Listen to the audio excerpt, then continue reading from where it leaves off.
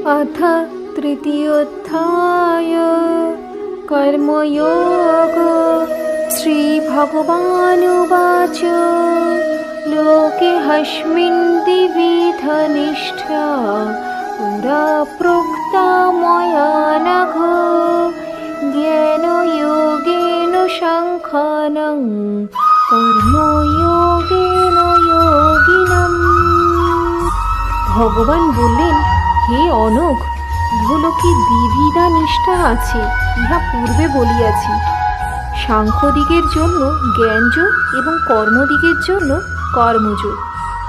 না কর্ম নামনারম্ভ্য নিষ্কর্মং পুরুষশ্নুতে না চ সন্ন্যাসনাদেব সিদ্ধিং সমধিগচ্ছতি।